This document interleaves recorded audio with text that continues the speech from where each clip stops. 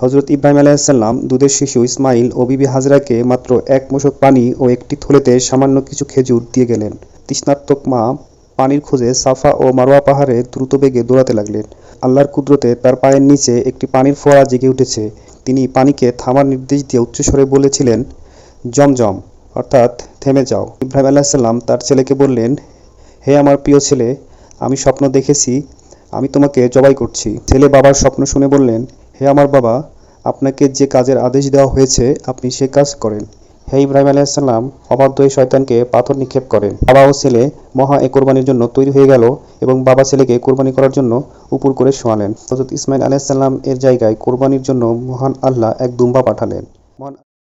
মহান আল্লাহ হযরত ইব্রাহিম আলাইহিসসালামকে পুত্র সন্তানের সুসংবাদ দেন। আমি ইব্রাহিমকে সহনশীল সন্তানের সুসংবাদ দিলাম। আল কোরআন। আহলে কিতাবের বর্ণনা অনুযায়ী হযরত ইব্রাহিম আলাইহিসসালামের ৮৬ বছর বয়সে হযরত ইসমাইল আলাইহিসসালামের জন্ম হয়। আর এ সময় হযরত ইসমাইল আলাইহিসসালামই হযরত ইব্রাহিম আলাইহিসসালামের প্রথম ও একমাত্র সন্তান ছিলেন। তার ৯৯ বছর বয়সে দ্বিতীয় সন্তান হযরত ইসহাক আলাইহিসসালামের জন্ম হয়। হযরত ইব্রাহিম আলাইহিসসালামের বৃদ্ধ বয়সে অনেক দোয়া ও আকাঙ্ক্ষার পরে জন্ম নেয়া একমাত্র সন্তান হযরত ইসমাইল আলাইহিসসালাম। বহু সাধনা ও আকাঙ্ক্ষার পর জন্ম নেয়া এই সন্তান হযরত ইব্রাহিম আলাইহিসসালামের জন্য সবচেয়ে বড় পরীক্ষার কারণ হয়। প্রথম পরীক্ষা এই ছিল, মহান আল্লাহ হযরত ইব্রাহিম আলাইহিসসালামকে হুকুম দিলেন আদরের সন্তান ও সম্মানিত স্ত্রী হাজরা আলাইহিসসালামকে নিয়ে শাম থেকে হিজরত করে হেজাজের মধ্যবর্তী স্থানে রেখে আসতে, যা বালুময় মরুভূমি, যেখানে দূর দূরান্ত পর্যন্ত কোনো মানুষ, প্রাণী এমনকি গাছপালাও ছিল না। মহান আল্লাহর প্রিয় বন্ধু হযরত ইব্রাহিম আলাইহিসসালাম বিন্দুমাত্র চিন্তা ভাবনা ছাড়াই মহান আল্লাহর নির্দেশ পালন করলেন। প্রিয় সন্তান ও স্ত্রী হযরত হাজরা আলাইহিসসালামকে ধ্বংসাত্মক মরুভূমি স্থানে রেখে যান। এবার হুকুম আসলো আরও কঠিন। মা ও ছেলেকে এখানে রেখে হযরত ইব্রাহিম আলাইহিসসালামকে শাম দেশে ফিরে যেতে হবে। হযরত ইব্রাহিম আলাইহিসসালাম যে স্থানে এ হুকুম পান সেই স্থান থেকেই শাম দেশে রওনা শুরু করেন। এতটুকু সময় নষ্ট করেননি যে হযরত হাজরা আলাইহিসসালামের পাশে বসে একটু সান্ত্বনা দেবেন।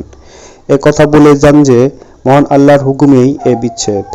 যখন হযরত হাজরা আলাইহিসসালাম দেখলেন হযরত ইব্রাহিম আলাইহিসসালাম ক্রমেই দূরে চলে যাচ্ছেন, তখন তিনি সজোরে চিৎকার দিয়ে বললেন, আমাদেরকে এই ভয়ঙ্কর স্থানে একা রেখে কোথায় চলে যাচ্ছেন? এ কথা শুনেও আল্লাহর বন্ধু ফিরে তাকাননি। অতঃপর হযরত হাজরা আলাইহিসসালামের মনে হলো, এই মহান ব্যক্তি আল্লাহর হুকুম ছাড়া আমাদেরকে এই স্থানে একা ফেলে চলে যেতে পারেন না। এবার হযরত হাজরা আলাইহিসসালাম প্রশ্ন করলেন, আল্লাহ কি আপনাকে এখান থেকে চলে যাওয়ার হুকুম দিয়েছেন? হযরত ইব্রাহিম আলাইহিসসালাম জবাব দিলেন, হ্যাঁ। এ কথা শুনে হযরত হাজরা আলাইহিসসালাম বললেন, যদি মহান আল্লাহর হুকুমে চলে যান তাহলে মহান রব আমাদের কোনো ক্ষতি করবেন না।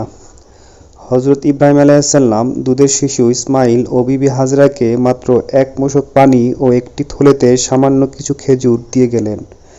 হাজরা আলাইহিসসালাম মক্কার নির্জন মরুভূমিতে কয়েকদিন পর্যন্ত ওই পানি ও খেজুর খেলেন এবং ইসমাইল আলাইহিসসালামকে বুকের দুধ পান করালেন। কিন্তু একসময় মশকের পানি ও খেজুর ফুরিয়ে এলো।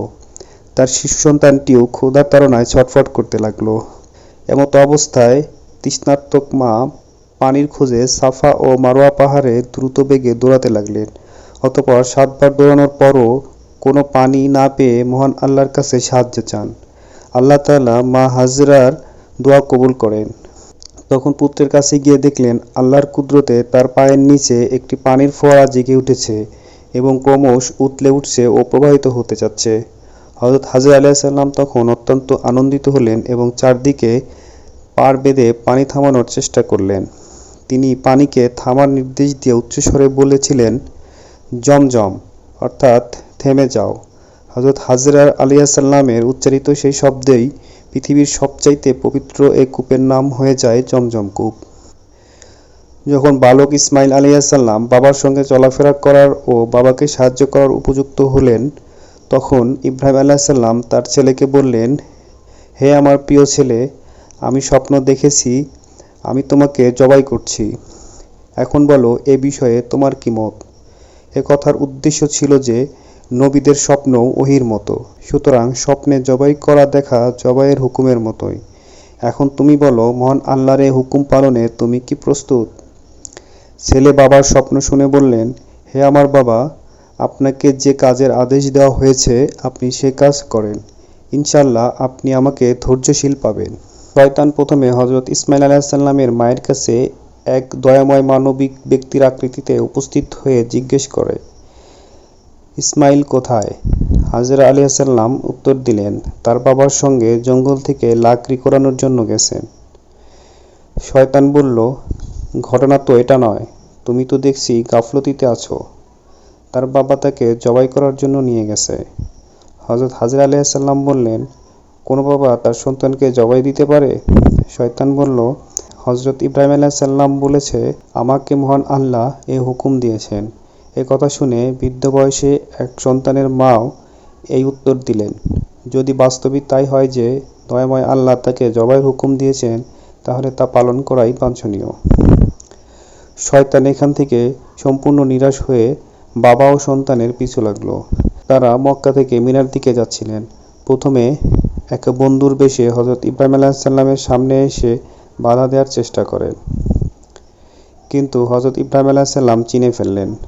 শয়তানকে চিনে ফেলায় সে ব্যর্থ হয়। অতঃপর শয়তান তার চেষ্টা অব্যাহত রাখে। জামারায়ে আকাবার নিকটে এক বড় ভৌতিক আকৃতিতে হযরত ইব্রাহিম আলাইহিসসালামের রাস্তা রোধ করে দাঁড়ায়।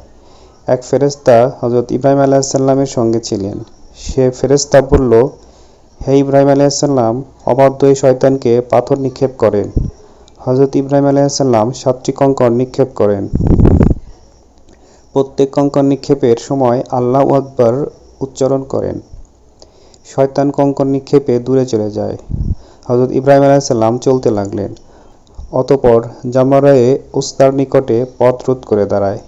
হযরত ইব্রাহিম আলাইহিসসালাম এবারও আল্লাহু আকবার উচ্চারণ করে 7 বার কঙ্কর নিক্ষেপ করেন। শয়তান দূরে চলে যায়। হযরত ইব্রাহিম আলাইহিসসালাম আপন গন্তব্যে চলতে থাকেন। অতঃপর শয়তান জামালায় উলায় পৌঁছে রাস্তা ঘিরে ধরে। হযরত ইব্রাহিম আলাইহিসসালাম ওই একই আমল করেন। এবার কুরবানির স্থানে পৌঁছে যান। যখন বাবা ও ছেলে মহা এ কোরবানির জন্য তৈরি হয়ে গেল এবং বাবা ছেলেকে কোরবানি করার জন্য উপর করে শোয়ালেন। হযরত ইব্রাহিম আলাইহিসসালাম মহান রবের নির্দেশ সম্পূর্ণরূপে পালনের জন্য সর্বোচ্চ শক্তিতে ছুরি চালাচ্ছিলেন, কিন্তু মহান রবের কুদরতে ছুরি কাজে প্রতিবন্ধক হয়ে যায়। পবিত্র কোরআনে মহান আল্লাহ বলেন, আমি সম্বোধন করলাম, হে ইব্রাহিম, আপনি স্বপ্নকে বাস্তব করে দেখিয়েছেন। এমত অবস্থায় হযরত ইসমাঈল আলাইহিসসালাম এর জায়গায় কোরবানির জন্য মহান আল্লাহ এক দুম্বা পাঠালেন। মহান আল্লাহ আরও বলেন, আমি ইসমাঈলের ফিদিয়ায় এক মহা কুরবানি বানিয়েছি। মহান আল্লাহ হযরত ইসমাঈল আলাইহিসসালামের কোরবানির বদলায় দুম্বা কুরবানি করলেন। মহান আল্লাহ তার মকবুল ও প্রিয় বন্ধুর এ কার্যকলাপে পছন্দ হয়ে কিয়ামত পর্যন্ত তার স্মৃতি অব্যাহত রাখার জন্য নিজের বান্দাদের উপর তা আবশ্যক করে দিয়েছেন। 3 জামারায় হাজীদের জন্য কঙ্কর নিক্ষেপ করা ওয়াজিব। এ আমল শুধু হাজীদের জন্য, আর সাধারণভাবে সকল মুসলমানদের কোরবানি করা ওয়াজিব। সাফা মারওয়ার মাঝে দৌড়ানো 7 চক্কর দেওয়া হযরত হাজরা আলাইহিসসালামের আমলের স্মৃতিচারণ। এ আমলকেও হজে ওয়াজিব আমলে অন্তর্ভুক্ত করা হয়েছে।